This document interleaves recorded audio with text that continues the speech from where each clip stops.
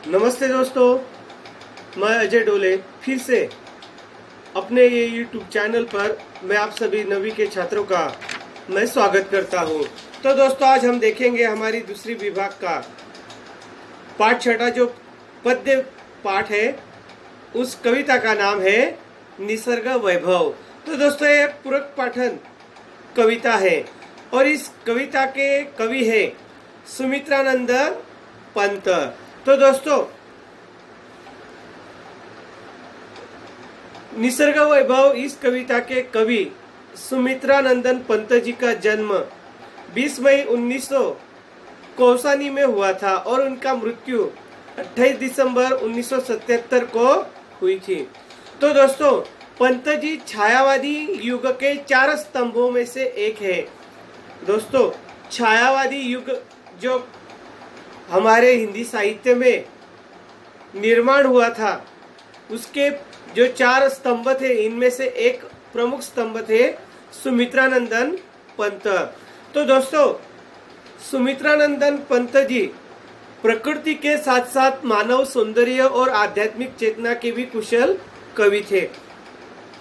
वीणा, गुंजन, पल्लव, ग्राम्या, चिदंबरा, कला और बूढ़ा चांद आदि काव्य संग्रह इन्होंने लिखे हैं। हार यह उपन्यास भी लिखा है। 60 वर्ष एक रेखांकन आत्मकथात्मक संस्मरण इन्होंने रचा है। तो दोस्तों, आज की जो कविता है हमारी निसर्ग वैभव, यह रस की अनुभूति कराने वाली, सुंदर अर्थ प्रकट करने वाली, हृदय की कोमल अनुभूतियों का साकार रूप कविता है। इस प्रस्तुत कविता में प्राकृतिक वैभव, सौंदर्य, निसर्गरम्य अनुभूति, उदात्तता, आध्यात्मिकता, अद्भुत भाषा, प्रभाव एवं वर्णन शैली का साक्षात्कार हमें इस कविता के माध्यम से होता है। तो दोस्तों, आज देखते हैं हम हमारी कविता निसर्ग वैभव। तो दोस्तों, प्रकृति के सुकुमार कवि पंत जी प्रस्तुत कविता में पर्वतीय सौंदर्य का वर्णन कवि ने किया है। देखते हैं हम कविता की प्रथम पंक्तियां। तो दोस्तों देखिए, कवि कहते हैं, कितनी सुंदरता बिखरी, कितनी सुंदरता बिखरी प्राकृतिक जगत में, कितनी सुंदरता बिखरी प्राकृतिक जगत में ईश्वर टपक रही, कितनी सुंदरता बिखरी प्राकृतिक जगत में ईश्वर टपक रही, गिरी शिखरों से झर लौट रही घाटी में, लिपटी धूप छाह में निस्वर। तो दोस्तों, शब्दार्थ देखते हैं हम। निस्वर यानी बिना आवाज किए, अनिल यानी पुलकित। तो दोस्तों देखिए फिर से मैं दोहराता हूँ। 3 स्टांजे करते हैं हम, फिर उसका अर्थ समझने का प्रयास करेंगे। देखिए दोस्तों, सुमित्रानंदन पंत जी कहते हैं कि कितनी सुंदरता बिखरी प्राकृतिक जगत में ईश्वर टपक रही, गिरी शिखरों से झर लौट रही घाटी में, लिपटी धूप छाह में निस्वर, अनिल स्पर्श से पुलकित तृणदल, अनिल स्पर्श से पुलकित तृणदल, बहती सीमाहीन शस्न संगीत स्रोतसी, अहरह वन भू मरमर, फूलों की ज्वालाएं आंखें करती शीतल, फूलों की ज्वालाएं आंखें करती शीतल, मुकुल अधर मधु पीते, मुकुल अधर मधु पीते, गुंजन भर मधुकर दल, तितली उड़ती दूर कहीं पल्लव छाया में, तितली उड़ती दूर कहीं पल्लव छाया में, रुक रुक गाती बन प्रिय कोयल। तो देखिए दोस्तों, कवि पंत जी प्रस्तुत निसर्ग वैभव कविता में कवि ने पर्वतीय सौंदर्य का वर्णन कवि कर रहे हैं पंत जी। साथ ही मानव संसार में व्याप्त असंतोष, अहंकार आदि को लेकर कवि चिंतित भी है। देखिए दोस्तों, वे कहते हैं कि हे ईश्वर, इस प्राकृतिक जगत में कितनी सुंदरता बिखरी हुई है। हे ईश्वर, इस प्राकृतिक जगत में कितनी सुंदरता बिखरी हुई है। गिरी शिखरों पर, घाटियों में कहीं धूप है तो कहीं छाया पसरी हुई है। वायु के स्पर्श से तृणदल पुलकित है। वायु के बहने से प्रतिदिन वन भूमि में पत्तों के हिलने से होने वाली मरमर की ध्वनि मधुर संगीत जैसी प्रतीत होती है। फूलों की शोभा नेत्रों को शीतलता प्रदान करती है। भौरों के दल गुंजन करते हुए कलियों का रस पी रहे हैं। तितलियां उड़ रही है। दूर कई घने वृक्षों के मध्य मधुर स्वर में कोयल गा रही है। तो देखिए दोस्तों, शब्दार्थ देखिए। निस्वर यानी बिना आवाज किए, बिखरी यानी फैलना, बिखरना, अनिल यानी पवन, पुलकित यानी प्रसन्न, तृणदल यानी तिनकों का समूह। आपण मराठीमध्ये त्याला गवताची पाती म्हणतो। शष्ण याने मधुर, अहर याने प्रतिदिन, मरमर याने पत्ते हिलने का स्वर, मुकुल याने कली, अधर याने होठ, मधुकर याने भौरा, पल्लव याने कोमल पत्ते।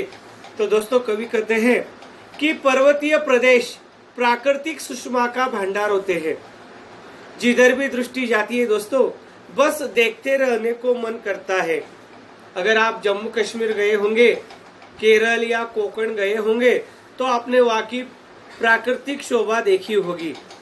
तो दोस्तों, हमारा हिमालय पर्वत, कश्मीर पर्वतीय प्रदेश है और बहुत सुंदर है। अगर हम वहां पर जाते हैं घूमने के लिए, सैर करने के लिए, हम देखते हैं कि जिधर भी हमारी दृष्टि जाती है, बस देखते रहने को मन करता है।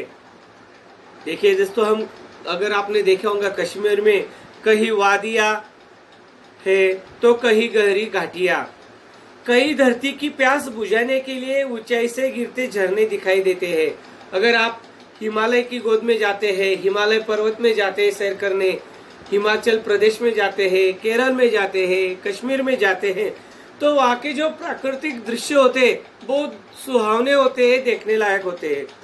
कवि ने ऐसे ही दृश्य का वर्णन, प्रसंग का वर्णन कवि ने इन पंक्तियों के माध्यम से किया है। वे कहते कि देखिए दोस्तों, कई धरती की प्यास बुझाने के लिए ऊंचाई से गिरते झरने दिखाई देते हैं, तो कहीं कलकल बहती नदियां होती हैं।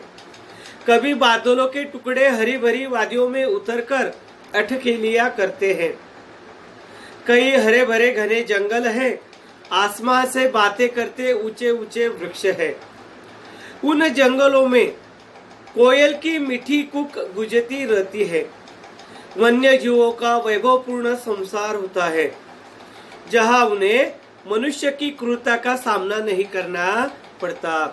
भांति भांति के फूलों पर मंडराती तितलियां, गुंजार करते मधुकर अलग ही समा बांधे रखते हैं। ऐसा सुंदर वर्णन कवि ने द्विवेदी जी ने प्रसाद जी ने अपनी इस कविता के माध्यम से किया है। तो देखिए दोस्तों, आगे वे कहते हैं कि चारों ओर हरियाली का साम्राज्य होता है, प्रदूषण रहित वातावरण होता है। तो देखिए दोस्तों, कवि कहते हैं हमें कि हे ईश्वर, इस प्राकृतिक जगत में कितनी सुंदरता तूने बिखरी हुई है। कहीं गिरी शिखरों पर, घाटियों में कहीं धूप है तो कहीं छाया पसरी हुई है। वायु के स्पर्श से तृणदल पुलकित हुए हैं। वायु के बहने से प्रतिदिन वन भूमि में पत्तों के हिलने से होने वाली मरमर की ध्वनि मधुर संगीत जैसी प्रतीत होती है। फूलों की शोभा नेत्रों को शीतलता प्रदान करती है। भौरों के दल गुंजन करते हुए कलियों का रस पी रहे हैं, तितलियां उड़ रही है। दूर कहीं घने वृक्षों के मध्य मधुर स्वर में कोयल गा रही है। ऐसे कई क्षण, प्रसंग, चित्र प्रकृति के इस कविता के कवि सुमित्रानंदन पंत जी ने शब्दों के माध्यम से उन्हें पकड़ने का प्रयास किया है।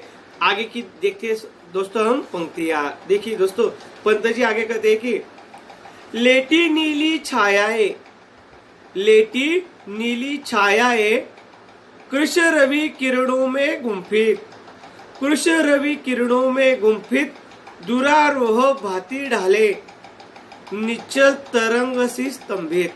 देखिए दोस्तों, प्रसाद जी कहते हैं अगली पंक्तियों में कि लेटी नीली छायाए कृष्ण रवि किरणों में गुम्फित दुरारोह भांति ढाले निश्चल तरंग सी स्तंभित स्वर्ण भालगिरी सर्वप्रथम करती उषा अभिनंदन सांझ यही सोती छिप निर्जन में कर संध्या वंदन।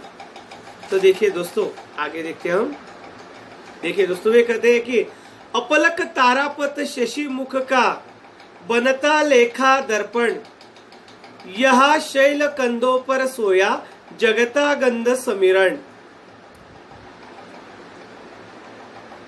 सद्य स्फुट सौंदर्य राशि।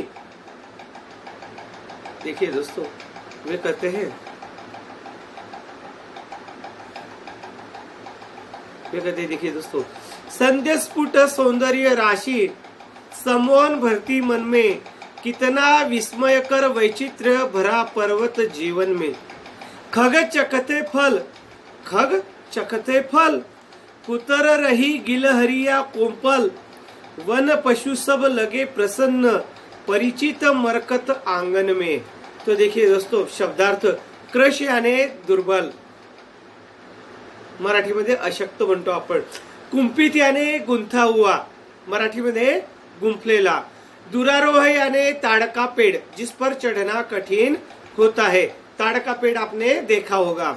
निश्चल याने स्थिर, स्तंभित याने स्थिर, निर्जन याने वीरान जनहीन, अपलक याने बिना पलक झपकाए, शैल याने पर्वत, समीरण याने पवन, सम्मोहन याने मोहित करना, आकर्षित करना, विस्मयकर याने आश्चर्यजनक, वैचित्र्य याने अनोखापन, मरकत याने पन्ना। तो देखिए दोस्तों, कवि कहते हैं पंत जी कि रवि की कोमल किरणों में गुंथी छायाएं लंबे ताड़ों पर पड़ रही है। देखिए दोस्तों, वे कहते हैं कि पंत जी आगे कहते हैं कि लेटी नीली, लेटी नीली छायाएं कृष्ण रवि किरणों में गुम्फित दुरारोह भांति ढाले निश्चर तरंग सी स्तंभित। यानी वे कहते कि पंत जी रवि की कोमल, रवि यानी सूर्य, सूरज, रवि की कोमल किरणों में गुंथी छायाएं लंबे ताड़ों पर पड़ रही है, ताड़ के पेड़, और स्थिर है। सूरज की स्वर्णिम किरणें सर्वप्रथम इन गिरी शिखरों का ही अभिनंदन करती है। वे कहते आगे कि सांझ यही जनहीन वनों में, सांझ यही जनहीन वनों में संध्या वंदन करके छिपकर सो जाती है।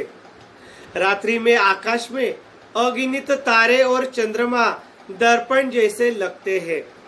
वे आगे कहते हैं कि यही पर्वतों के कंधों पर सोई हुई सुगंधित वायु जग जाती है।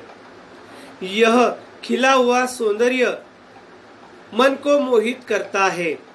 पर्वत प्रदेश के जीवन में कितनी आश्चर्यजनक विचित्रताएं हैं। पक्षी फल खाते हैं, गिलहरियां कोमल पत्तों को कुतरती रहती है।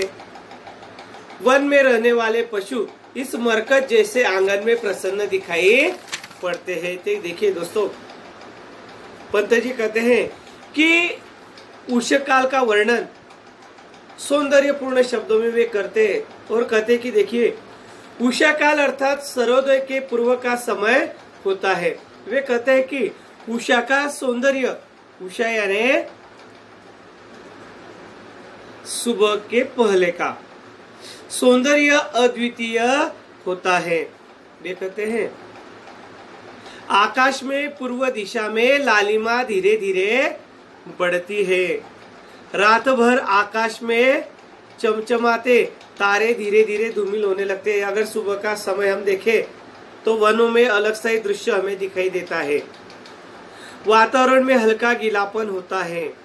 गगन में अलग अलग स्थान पर अलग अलग रंग दिखाई पड़ते हैं। सुबह उष्ण काल के समय में कई मटमैला, कई हल्का नीला, कई सुनहरा और कई लाल रंग दिखाई देता है। वातावरण में पक्षियों की चहचहाट सुनाई पड़ने लगती है। कलियां चटक कर खिलने लगती है। फूल मुस्कुराने लगते हैं। गांवों में किसान अपना हल और बैल लेकर खेतों की ओर चल पड़ते हैं। बैलों के गले में बंदी घंटियों का स्वर कानों को अच्छा लगता है। तो देखिए दोस्तों, कवि कहते हैं कि जब शाम होती है, सूरज डूबता है, सूर्यास्त होने से पहले ताड़ के पेड़ों पर जब सूरज का प्रकाश किरणें पड़ती है तो कवि कहते हैं क्या होता है, नया जीवन सृष्टि को मिलता है। और जब रात्रि होती है तो रात्रि आकाश में अनगिनत तारे और चंद्रमा दर्पण जैसे लगते हैं। यही पर्वतों के कंधों पर सोई हुई सुगंधित वायु जग जाती है। यह खिला हुआ सौंदर्य मन को मोहित करता है। पर्वत प्रदेश के जीवन में कितनी आश्चर्यजनक विचित्रताएं होती है। कहीं पक्षी फल खाते हैं, गिलहरियां कोमल फलों को कुतरती रहती है। वन में रहने वाले पशु इस मरकत जैसे आंगन में प्रसन्न दिखाई पड़ते हैं। आगे की देखते हैं हम कविता, कवि क्या करना चाहते हैं। देखिए वे कहते हैं कि स्वाभाविक यदि मुझे याद आता, पंत जी आगे देखिए दोस्तों क्या कहते हैं, स्वाभाविक यदि मुझे याद आता ईश्वर इस क्षण में, जड़ जग इतना सुंदर जब चेतन जग में क्या कारण, रहता अरह जो विषण जीवन मन का संघर्षण, मनुज प्रकृति का करना फिर नव विश्लेषण संश्लेषण, ईश्वर का प्रतिनिधि नर अभिशापित तो हो उसका जीवन, लगता अपनी क्षुद्र अहंता ही में सीमित केंद्रित छिन्न हो गया विश्व चेतना से मानव मन निश्चित। देखिए दोस्तों, पंत जी कहते हैं कि स्वाभाविक यदि मुझे याद आता, स्वाभाविक यदि मुझे याद आता, जड़ जग इतना सुंदर जब चेतन जग में क्या कारण, रहता अर जो विषण जीवन मन का संघर्षण। तो देखिए दोस्तों, वे कहते हैं शब्दार्थ देखते हम, विषण यानी चिंतित रहने वाला, संघर्षण यानी स्पर्धा से भरा हुआ, संघर्ष से भरा हुआ, मनुज यानी मनुष्य, विश्लेषण यानी पृथक्करण करना, अर्थ जानने का प्रयास करना, संश्लेषण यानी मिलना, अभिशापित यानी जिसे अभिशाप मिला हो, क्षुद्र यानी तुच्छ, अहंता यानी अहंकार। तो दोस्तों कवि कहते हैं कि, पंत जी देखिए दोस्तों कहते हैं कि ईश्वर मुझे ऐसे क्षणों में मनुष्य जगत का ध्यान आता है, जब मैं ऐसे प्रसंग देखता हूँ, घटनाएं देखता हूँ, क्षण देखता हूँ, तो मुझे मनुष्य जगत का ध्यान आता है। जड़ संसार में इतना सौंदर्य बिखरा पड़ा है, क्या कारण है कि बुद्धिमान मनुष्य के जीवन में प्रतिदिन चिंता और संघर्ष छाया रहता है। हमें मानव प्रकृति का पुनः विश्लेषण करना होगा। पृथ्वी पर ईश्वर का प्रतिनिधि मनुष्य क्यों ऐसा शापग्रस्त जीवन व्यतीत कर रहा है। ऐसा लगता है वह अपने तुच्छ अहंकार में ही सीमित हो गया है, स्वयं केंद्रित हो गया है। पूरी वसुधा एक परिवार है, ऐसी धारणा उसके मन में समाप्त हो गई है। तो दोस्तों सुमित्रानंदन पंत जी ने इस कविता के माध्यम से हमें कुछ संदेश देने का प्रयास किया है। सुमित्रानंदन पंत जी इस प्रस्तुत कविता में पर्वतीय सौंदर्य का वर्णन कर रहे हैं, साथ ही मानव संसार में व्याप्त असंतोष, अहंकार आदि को लेकर कवि चिंतित भी है। उनका कहना है कि जड़ संसार में चारों ओर सौंदर्य बिखरा पड़ा है, सभी जीव जंतु प्रसन्न हैं, तो मनुष्य जो जगत के समस्त प्राणियों में सर्वश्रेष्ठ माना जाता है, क्यों छोटी छोटी बातों के कारण दुखी रहता है। तो देखिए दोस्तों, पंत जी ने हमें इस कविता के माध्यम से संदेश देने का प्रयत्न किया है कि मनुष्य को अपने व्यवहार का विश्लेषण करना चाहिए, क्योंकि वह सदैव चिंताग्रस्त रहता है, संघर्षरत रहता है। मनुष्य इस सृष्टि का सर्वश्रेष्ठ प्राणी है। उसे ईश्वर ने बुद्धि दी है, कल्पना और तर्क शक्ति दी है। अपनी इन्हीं विशेषताओं के प्रयोग से कंदराओं और जंगलों में रहने वाला मनुष्य आज न केवल चांद पर पहुंच गया है, बल्कि मंगल ग्रह पर बसने की तैयारी कर रहा है। ऐसा मनुष्य क्यों दुखी है? मनुष्य को अपनी स्वयं केंद्रिकता तथा अपना अहंकार छोड़कर वसुदेव कुटुंबकम की भावना अपनानी चाहिए, यानी वसुदेव कुटुंबकम भाव अपने में निर्माण करना चाहिए। किसी का तिरस्कार नहीं करना चाहिए, अहंकार रहित जीवन जीने का प्रयास करना चाहिए। तो दोस्तों, इस प्रकार कवि ने आज हमें, एक तरफ कवि ने प्राकृतिक सौंदर्य का सुंदर शब्दों में वर्णन किया है, तो दूसरी ओर कवि को मनुष्य जगत का भी ध्यान आता है। वे कहते हैं कि जड़ संसार में इतना सौंदर्य बिखरा पड़ा है, लेकिन मनुष्य का उस पर ध्यान नहीं है। क्या कारण है कि बुद्धिमान मनुष्य के जीवन में प्रतिदिन चिंता और संघर्ष छाया रहता है? हमें मानव प्रकृति का पुनः विश्लेषण करना होगा। पृथ्वी पर ईश्वर का प्रतिनिधि मनुष्य क्यों ऐसा शापग्रस्त जीवन व्यतीत कर रहा है? ऐसा लगता है वह अपने तुच्छ अहंकार में ही सीमित हो गया है। यह अहंकार उसे छोड़ना होगा। स्वयं केंद्रित जो हो चुका है वह उसे बदलना होगा। पूरी वसुधा एक परिवार है, ऐसी धारणा उसके मन में जो समाप्त हो चुकी है, उसे फिर से उसे अपने हृदय में जन्म देना होगा, पनपनी देनी पड़ेगी। तो दोस्तों, इस प्रकार आज हमारी निसर्ग वैभव यह कविता समाप्त होती है।